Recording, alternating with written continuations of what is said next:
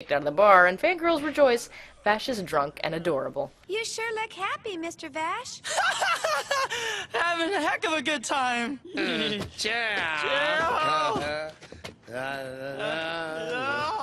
Meryl, they look like they're having a blast. I don't think so. People only drown themselves in alcohol when they have something they want to forget. It's an escape from reality. Meryl is actually wiser than Millie in this case, and it will lead into our next scene. Vash and Marlin head back to his place for a nightcap or something, and Vash asks if he'll be okay to work the next day. Marlin says he only does charity work anymore, so it doesn't matter if he shows up or not, which begs the question of how he can afford all that booze, but okay. Marlin assures Vash that true fairness can only come from apathy. They say it's wrong to discriminate, right? You help someone, then someone else suffers. That is how this world works. Oh. That is why I've decided to do nothing. That's all I do, nothing but drink. There you have equality. Vash tucks Marlin in for the night, but I guess I should stop making cuddly jokes about them because it's now that we strike our first truly serious moment in the series.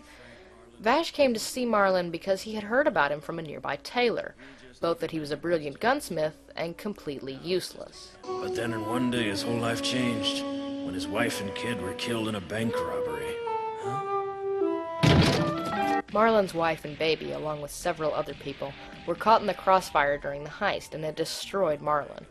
Not only that he had lost his family, but that he had known the robbers and given them the guns personally in his effort to protect the town.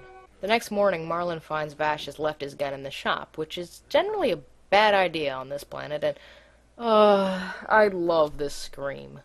Oh my God! I'd be too busy laughing my butt off at the guy to run from whatever he was freaking over. Oh my God! The new fake Vash, and this fake Vash thing is going to happen a lot, by the way, has Millie and Meryl load the car with money for him, and the real Vash plans ways to resolve the situation. Send everybody into a mad panic by shouting, "Earthquake!" Marlin tells him he should just take a back seat and worry about his own hide. What are you doing worrying about other people's money? I mean, what good's it gonna do you? Nothing at all. Except that the situation is not equal. It's here that we see another theme of the series exemplified. Part of what makes Vash's pacifism so interesting is that it's not passive. Marlin is passive, and while he doesn't like to admit it, being inactive is not fair or impartial. It's a choice like any other. But it's a choice to change nothing, even if that means choosing to ignore inequality. Vash is called both a peacenik and a badass by fans because he non-violently steps into violence and comes out alive. It's inspiring, but yeah, it's also not really practical. In fact, it's impossible for normal human beings, but well, Vash is a little special, as you can clearly tell by his ability to make wearing a trash can lid on his head like a sombrero look awesome. Seriously, that takes superhuman abilities. What do you think you're doing? Trying to play the hero, cowboy? Vash bids the bandits howdy and uses his handy boot knife to disable their getaway car. Actually, I really like that boot knife, and I think it's because it gets destroyed early on, so we don't see as much of it. It will be the first casualty of the series.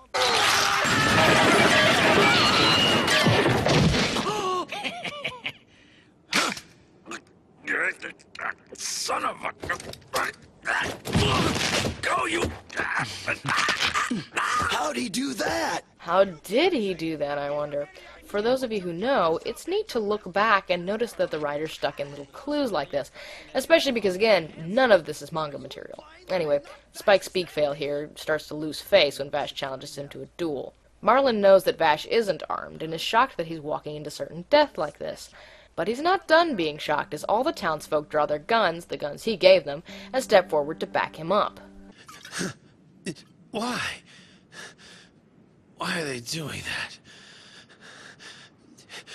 And why am I just standing here? Finally, Frank steps right up to the big boss and tells him to skip town because he'd hate to shoot the loser from behind. Wasn't even loaded. Sure wasn't. Everyone rejoices. We get another cheap age joke to match the two sneeze jokes.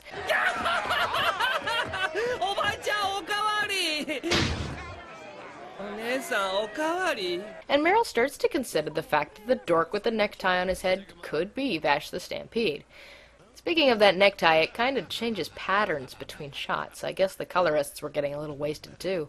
Marlin fixes Vash's gun, asks what he's going to do with it, and Vash actually feeds him a completely in-character, bald-faced lie. What are you gonna do with that gun? I intend to use it to create equality and peace throughout the world! There is precisely one real reason Vash keeps this gun, and not a less troublesome model or no gun at all. But it won't come up again for a little while. Actually, Vash lies a lot, and the only character with a more chronic case of falsehood, well, we'll get to him much later. For now, the trio moves on. And I am not following him for your information. We just happen to be going in the same direction. And Marlin's rusted revolver is cleaned and polished to shine anew. I think this is the strongest of the introductory filler episodes, but episode 4 is pretty good too. High stakes game. The bet is for your life.